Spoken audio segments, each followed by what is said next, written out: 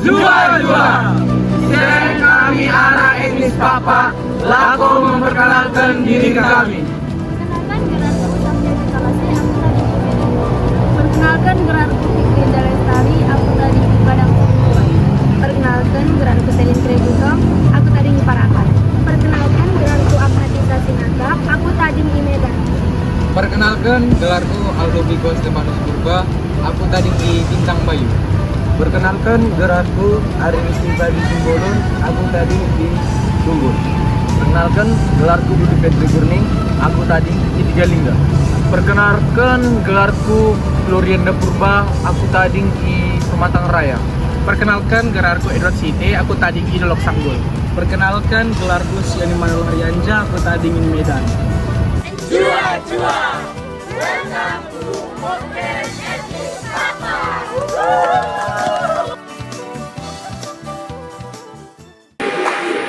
Oke, saya Sofia Nikolase. Di sini saya akan menjelaskan tentang materi-materi dalam makalah etnis Papa. Yang pertama saya akan menjelaskan dari sini saya Aldo. Di sini dia akan menjelaskan tentang asal usul etnis Papa. Boleh dong perkenalkan? Jua. Perkenalkan, gelarku Aldo Bigo Stefanus Purba, aku tadi di Bintang Bayu. Oke, aku kan hari ini udah tentang etnis Papa. Jadi boleh dong bantuin teman-teman yang lain buat tahu gimana sih asal usul etnis Papa ini. Nah, jadi sebenarnya Papa itu menurut sejarah Papa itu berasal dari India Selatan. Nah, tepatnya itu di daerah India Kondal. Mereka itu datang ke Muara Tapus di dekat Barus. Nah, mereka itu menetap di sana, berkembang terus dan menjadi Papa. Sebenarnya mereka itu udah bawa marga dari asalnya. Namun di tempat yang baru ini mereka membuat marga baru. Nah, sebenarnya itu nggak terlalu jauh beda dengan marga aslinya. Nah, jadi diceritakan nenek moyang Papa itu bernama Kada dan Lola. Nah, mereka itu pergi meninggalkan kampungnya di India dan terdampar di Pantai Barus. Nah, masuk terus mereka hingga sampai di Tanah Dairi. Nah, Koda dan Lola ini menikah dan dilahirkan seorang anak yang diberi nama Hyang. Nah, nama Hyang ini sampai sekarang dianggap ramah di Papa. Nah, setelah besar Hyang ini menikah dengan putri Raja Barus. Mereka itu punya 8 anak, 7 putra dan 1 orang putri.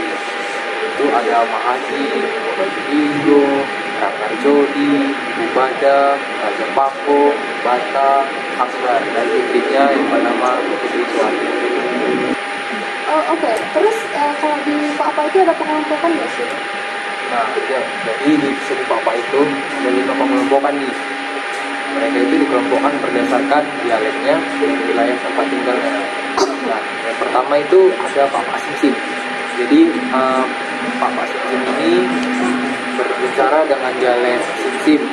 Antara lain ada Marga Brutu, Sinamo, Padang, Solin, Banurea, Buah Panalu, Cibro, Sitakar, dan lain-lainnya. Nah, sekarang itu mereka itu berada di daerah pemerintahan di Kabupaten Papandaran. Nah, yang kedua itu ada Papa Kepas. Jadi Papa Kepas ini adalah orang-orang Papa yang berbicara dengan dialek Kepas. Antara lain itu ada marga Ujung, Bintang, Bako, Maha, dan marga-marga lainnya. Nah, jadi sekarang itu mereka itu tinggal di daerah Kecamatan Cilima, Pinang, Perbuluan, dan Kabupaten Papandaran. Yang ketiga ada Papa Pegagan. Nah, Papa Pegagan ini adalah orang-orang Papa yang berbicara dengan dialek Pegagan. Antara lain ada Mahalingga, Matanari, Manik, dan lain-lain. Saat ini mereka itu tinggal di daerah Kecamatan Sumbul, Pegagan Hilir, Kecamatan Tigalingga, di Kabupaten Dairi. Yang keempat tuh ada Papa Kelasen. Ini orang Papa yang berbicara dengan dialek Kelasen. Antara lain ada Mas Manggar, Ketang, Kesunan, Kesugihan, dan lain-lain. Nah, sekarang tuh mereka itu tinggal di daerah Kabupaten Kembang Asuritan dan Kecamatan Dairi di Kabupaten Kabupaten Tengah. Nah, yang terakhir itu ada Pak Boang. Mereka itu berbicara dengan jagoan. Antara lain ada Marga Sambu, Menarik, dan Saraan. Nah, saat ini mereka tinggal di daerah wilayah Sikil, Nangro Aceh Darussalam. Oke guys, mungkin ini aja yang bisa dijelasin dari aku ya, karena udah menurut aku udah lengkap ya ini. Makasih buat ada yang udah dan itu bantu kita buat belajar tentang apa aja sih, gimana sih asal-usul etnis Papa ini ada. Mau latih? Juan.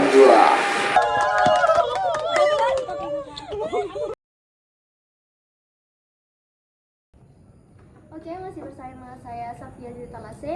Hari ini kita punya narasumber kita yang kedua, yaitu Agnatisa. Di sini kita akan ngebahas tentang vokal Papa. Agnatisa mungkin bisa ngebantu kita tentang ngejelasin nih vokal Papa itu gimana sih? Boleh dong perkenalkan namanya? Perkenalkan, gelarku Agnatisa Sinaga, aku Tading I Medan. Oke, gimana sih Tis vokal di Papa ini? Boleh nggak bantuin kita jelasin? Nah, jadi gini, vokal di Pakpak itu ada beberapa jenis musik vokal yang terdapat pada masyarakat Pakpak. Yang pertama itu tangis milangi. Tangis milangi yaitu disebut juga dengan tangis-tangis adalah kategori nyanyian ratapan yang disajikan dengan gaya menangis. Dan tangis milangi ini juga terbagi beberapa jenis. Yang pertama itu tangis si jahe, dan yang kedua yaitu tangis anak melumah. Dan yang ketiga tangis si mate, dan yang kedua yaitu ende-ende mendedah. Ende-ende mendedah adalah sejenis nyanyian kulabi atau nyanyian menidurkan anak yang dinyanyikan oleh si pendedah, baik kaum pria maupun wanita, untuk menidurkan anak mengajak si anak bermain. Dan yang ketiga ori-ori.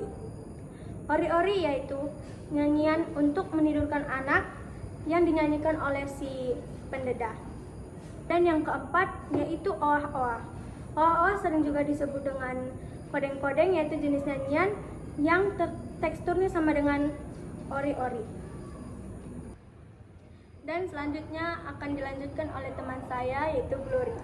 Oke, mungkin Agnatisa bisa bantu kita sampai di sini. Selanjutnya akan dibantu dengan Glory.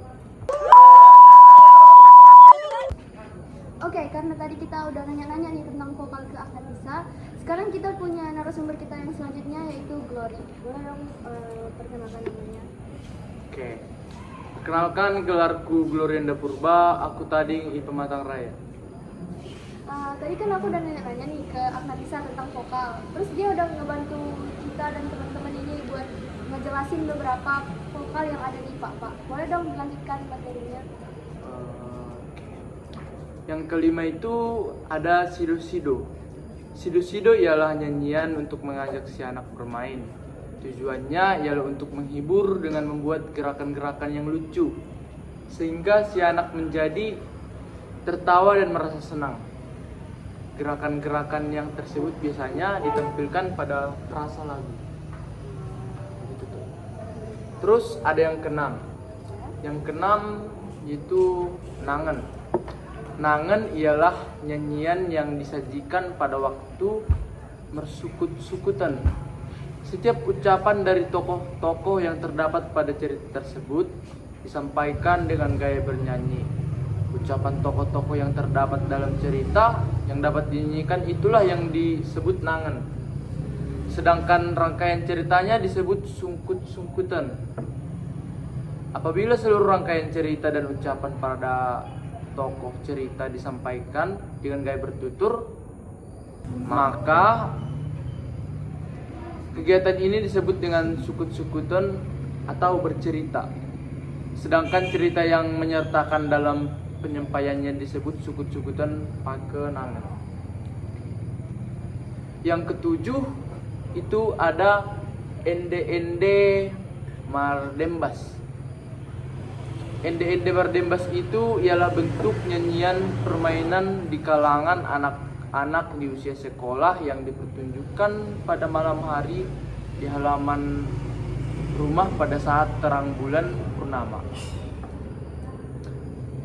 Mereka menari membentuk lingkaran, membuat lompat-lompatan kecil secara bersama-sama sambil bergandengan tangan, melentunkan lagu-lagu secara chorus atau kor.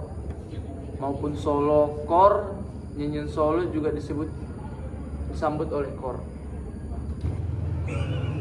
Oke. Terus yang kedelapan. Yang kedelapan yaitu ende-ende mamurorohi. Ende-ende mamurorohi, nyanyian ini termasuk ke dalam jenis folk song, yaitu nyanyian yang disajikan pada saat bekerja. Biasanya dinyanyikan ketika berada di ladang atau di sawah untuk mengusir burung-burung agar tidak memakan padi yang ada di ladang atau di sawah tersebut. Kegiatan memuro atau menjaga padi ini biasanya menggunakan alat yang disebut dengan keter dan gumpar yang dilambai-lambaikan ke tengah ladang padi sambil menyanyikan ende-ende mamuroro. Sekian yang bisa saya sampaikan dari vokal etnis Pakpak. Terima kasih. Oke, makasih buat Glory yang udah ngebantu kita nih buat ngejelasin gimana sih vokal yang ada di etnis Pakpak itu. Mungkin segini aja dulu pembahasan kita tentang vokal, lebih dan kurang kita mohon maaf. Mau lihat Jua-jua. Oke, masih bersama saya Safia Zenta. Kali ini kita ngebahas tentang pakaian etnis Pakpak bersama teman saya Edward. Boleh dong perkenalkan?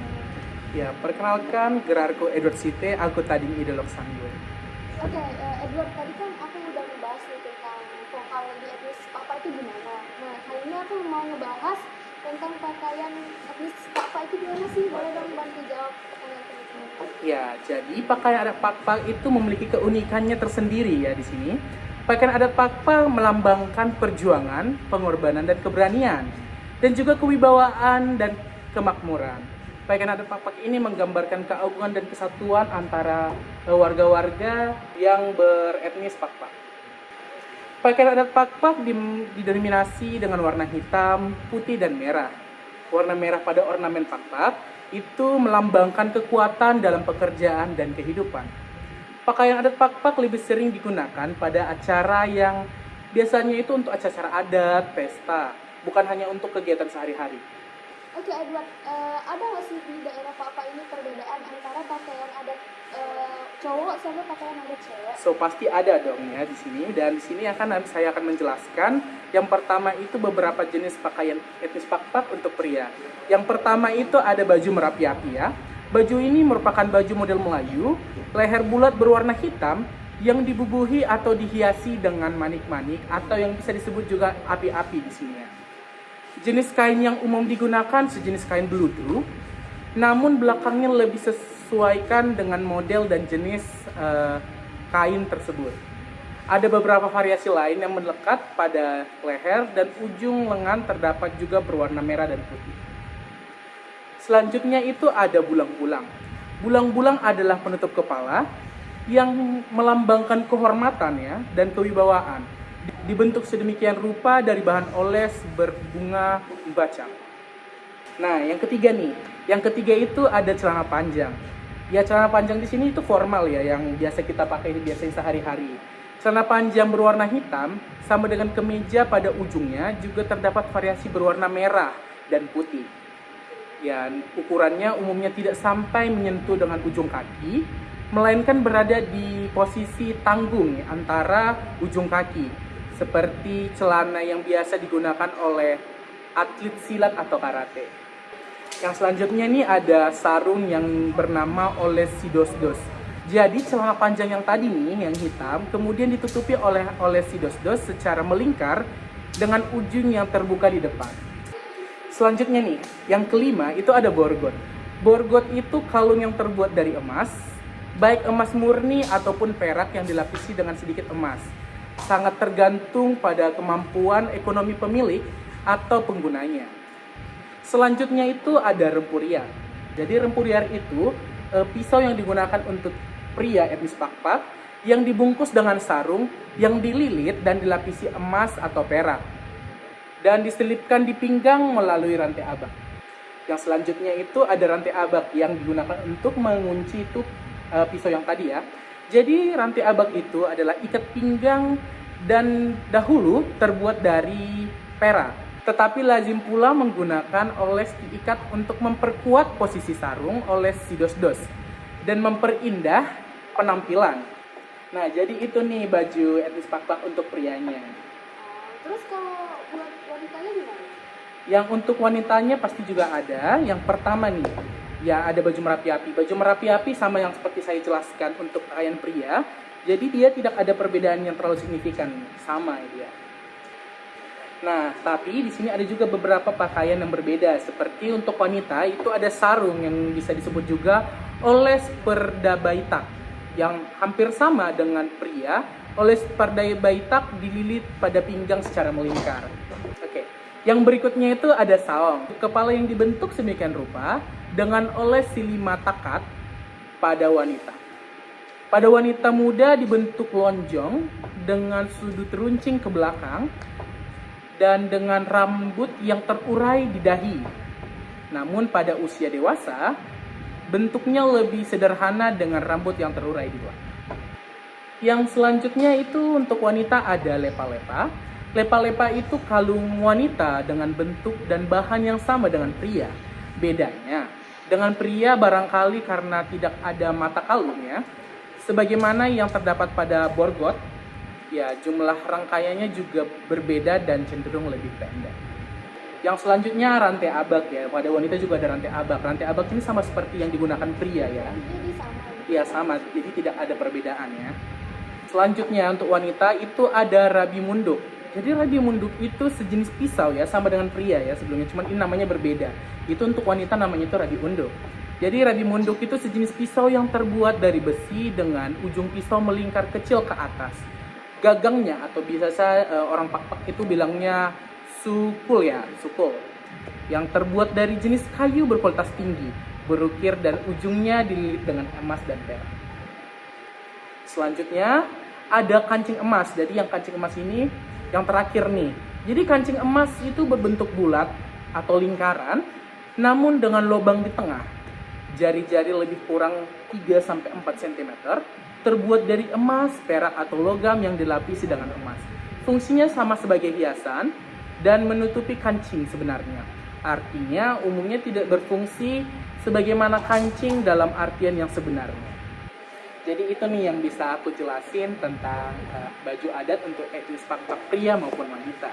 Oke, makasih ya buat Edward udah membantu kita nih buat jelasin gimana sih pakaian-pakaian adat yang ada di etnis Pakpak itu. Mungkin sebelumnya teman-teman belum tahu, jadi udah tahu sih sekarang.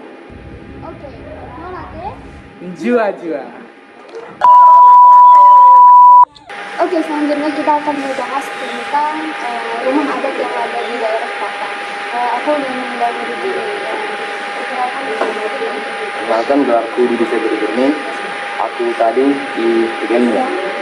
Oke, tadi kan aku udah nanya sama teman-teman yang lain tentang pakaian adat, tarian, dan vokal dan semacam tentang etnis Pakpak. Jadi aku mau tanya nih tentang gimana sih rumah adat yang ada di Pakpak, boleh dong dijelaskan?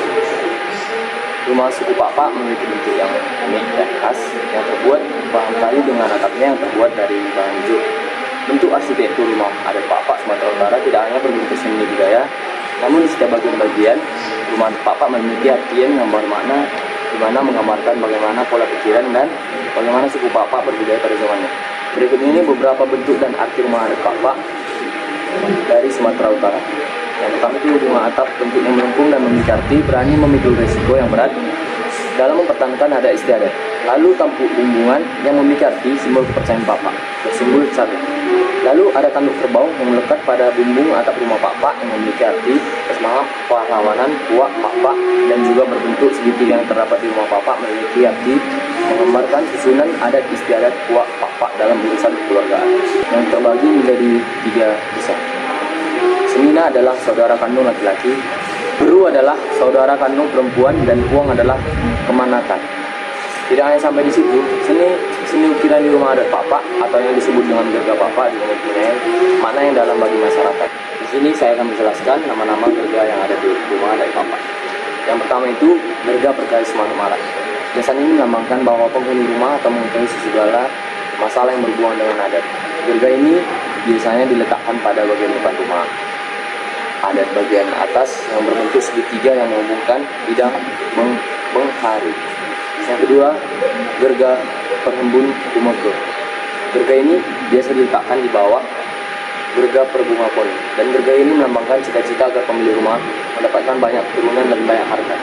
Jika gerga ini diletakkan di lesplang, maka berfungsi sebagai penangkal dari segala hal yang buruk. Yang ketiga itu gerga pertorportera. Hiasan ini menggambarkan kera yang berbaris berombongan melambangkan agar manusia bersekutu mencari penghidupannya untuk mendapatkan rezeki yang tiada henti. Yang keempat, gerga berbunga poni. Hiasan ini melambangkan puncak keindahan bagi kaum wanita. Gerga ini juga melambangkan keindahan agar penghuninya disukai oleh orang lain seperti bunga kunyit yang harum semerbak. Yang kelima itu gerga adat, melambangkan kesuburan untuk mendapatkan baik keturunan. Letaknya pada sebelah kiri dan kanan pintu rumah. Yang keenam itu gerga dasaswalo. Hiasan ini melambangkan arah mata angin ke 8 penjuru. Maka gerga dasaswalo adalah sebagai tangkal aji-ajian dan maksud jahat musuh dari segala penjuru. Oke, mungkin itu aja penjelasan dari Budi. Kayaknya udah lengkap ya yang dijelasin dia. Makasih buat Budi yang udah ngomongin waktunya. Juan. Oke, kali ini kita sama Selin. Di sini kita akan menjelaskan alat musik apa aja yang ada di atas kapal. Perkenalkan, aku Selin Kredegom, aku tadi di Parapat. Di sini saya akan menjelaskan tentang alat musik pakpak.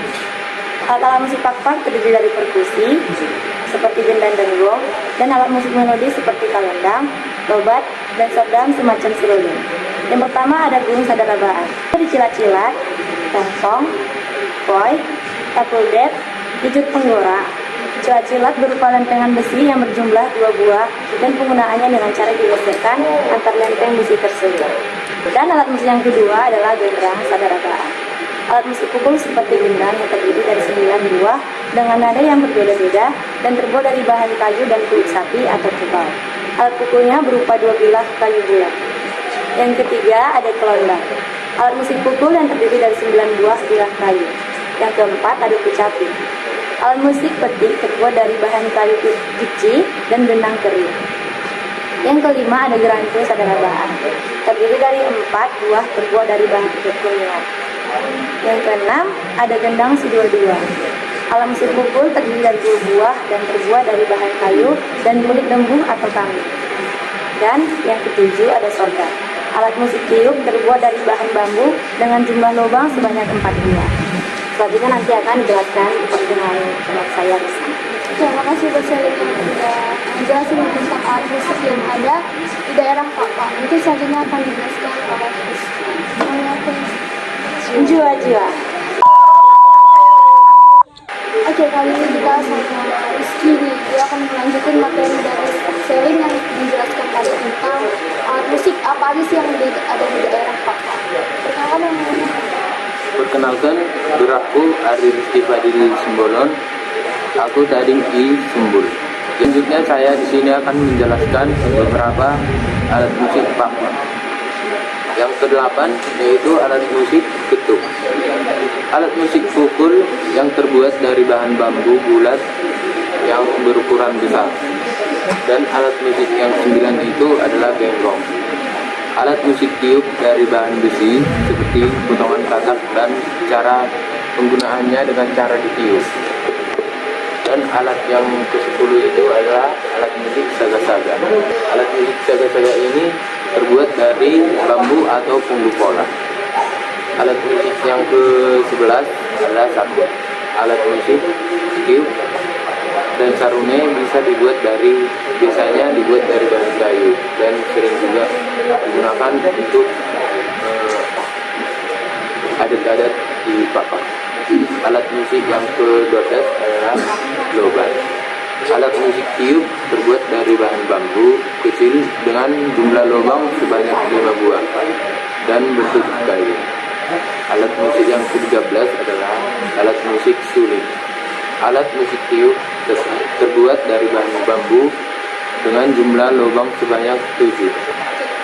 Oke, itu aja yang bisa dijelasin Rizky. Makasih buat Rizky yang udah mulai-mulainya. Selamatnya Jua. Oke, masih bersama saya Safia Jikarase. Kali ini kita akan membahas tentang tarian-tarian apa aja sih yang ada di etnis Papa ini. Kali ini saya udah mengundang teman saya yaitu Fitri Lestari.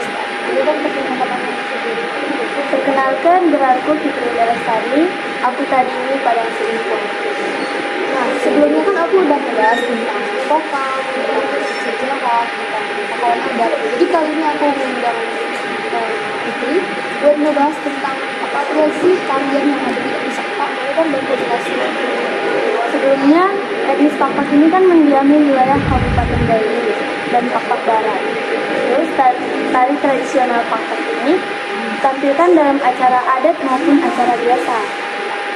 Tari dalam bahasa Pakpak itu adalah kata. Jadi di sini saya akan menjelaskan beberapa macam tarian dari Pakpak. Yang pertama ada tatak berjumah. Tatak berjumah merupakan tari kreasi Pakpak dari Sumatera Utara. Gerakan dalam tarian ini menceritakan hiruk-pikuk kehidupan petani dalam mengolah ladang mereka.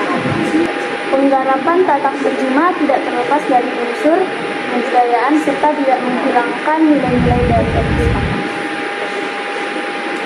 Terus jenis tarian kedua yaitu tatak menabuh kopi. Kopi merupakan salah satu jenis hasil pertanian di tanah Pakpak. Tatak buat kopi ini menceritakan bagaimana proses mulai dari memanen kopi, menunggu kopi, menjemur kopi yang dilakukan oleh pemuda-pemuda di sana. Terus jenis yang ketiga yaitu tatak muat pade atau mengapi pade. Tatak ini menceritakan bagaimana proses mulai dari memanen padi, memisahkan padi dari batangnya dengan menggunakan telapak kaki, membawa pulang ke rumah yang dilakukan oleh pemuda-pemudi di kampung saat datang musim panen. Bagaimana sih contoh tariannya itu? Nanti kita akan tampilkan setelah video ini. Oke guys, stay tune ya buat lihat video yang akan kita Nah, terus yang keempat ada tatak garugaro. Tatak garugaro merupakan tatak yang menceritakan tentang seorang perempuan yang sedang mencari pasangannya di kampung. Namun, tidak juga menemukannya karena pemuda yang dicari sedang pergi merantau di kampung sebelah. Namun, ada beberapa jenis tarian lagi seperti tatak menjak pade, tatak menangkap emas, tatak balang tua, dan tatak menjodomi atau mengajak kata-kata. Oke, jadi pada intinya tarian dari Papa ini ternyata sama ya maknanya. Cuma yang beda ini tuh saya tatak menjadi kopi, berarti itu kopi, kalau menjadi itu padi itu kan.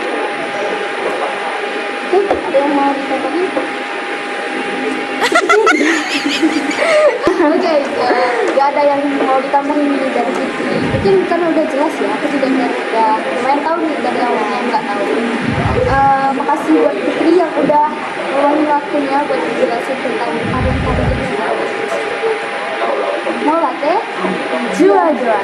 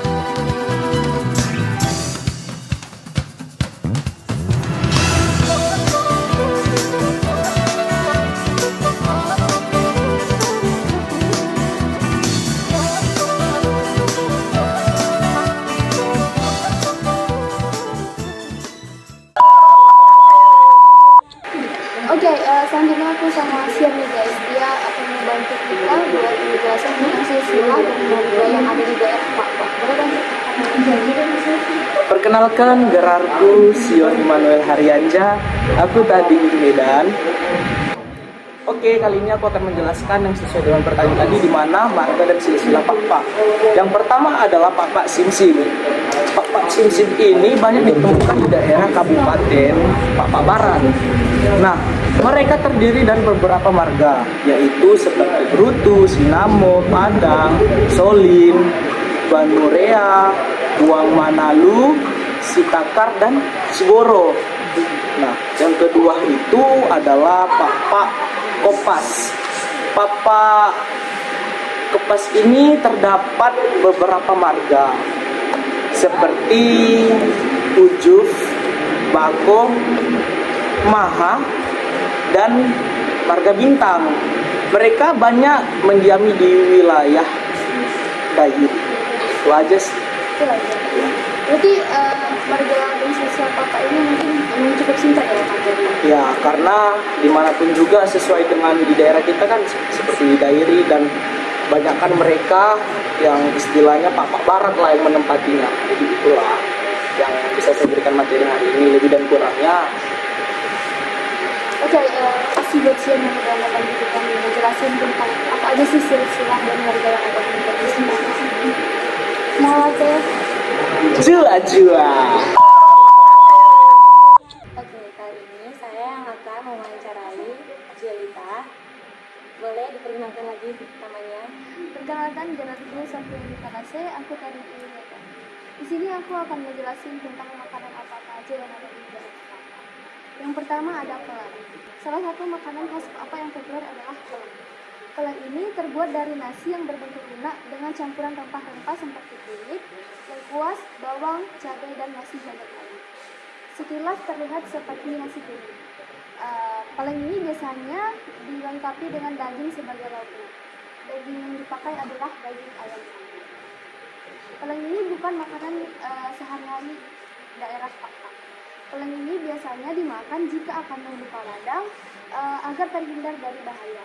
Lalu pelan ini juga biasanya disajikan setelah hasil panen, disimbolkan sebagai ucapan rasa syukur masyarakat Pak karena hasil panennya telah tiba. Yang kedua ada pinahpa. Pinahpa ini merupakan salah satu jenis populer juga, makanan populer yang ada di daerah Pak. Pinahpa ini biasanya disajikan pada acara-acara resmi seperti pesta adat, pesta pernikahan, dan pesta-pesta lainnya yang ada di daerah Pak. Pinahpa ini terbuat dari padi atau beras muda.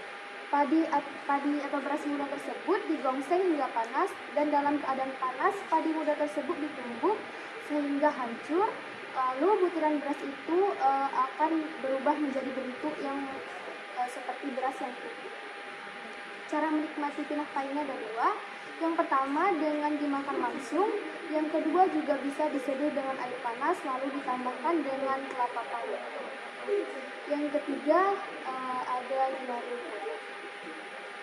Ginaru ini merupakan makanan yang dibuat dari sisa beras. Terdapat sejarah panjang hingga makanan ini menjadi salah satu makanan yang tetap populer hingga saat ini di daerah Pak.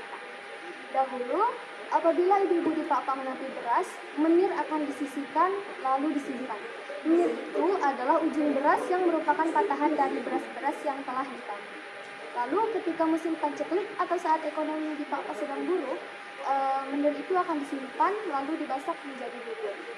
Umumnya menir ini akan dimasak dengan beberapa bumbu rempah lainnya seperti acang sekala dan andaliman. Lalu ditambah pula sayuran seperti petai atau singkong. Dinamakan ginaru kuote ini karena makanan tradisional ini terbuat dari pete dan dibuat saat musim pete di daerah Pak. Lalu yang keempat ada indita. Indita adalah jenis makanan ringan seperti kue. Biasanya indita ini disajikan pada momen-momen adat penting dalam kehidupan masyarakat, seperti acara pesta perkawinan dan syukuran kelahiran anak. Pada momen syukuran kelahiran, indita ini disuguhkan terutama kepada ibu yang baru saja melahirkan. Menurut keyakinan masyarakat setempat, memberikan indita kepada ibu yang menyusui sangat mujarab untuk stamina dan menjaga kesehatan.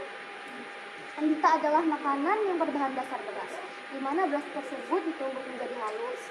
Bahan-bahan lainnya adalah gula merah, kelapa muda, dan lada. Wah, ternyata banyak juga ya makanan dari anak Pak. Mungkin cukup sekian dari penjelasan kami. Kami ucapkan molate, menjual-jual.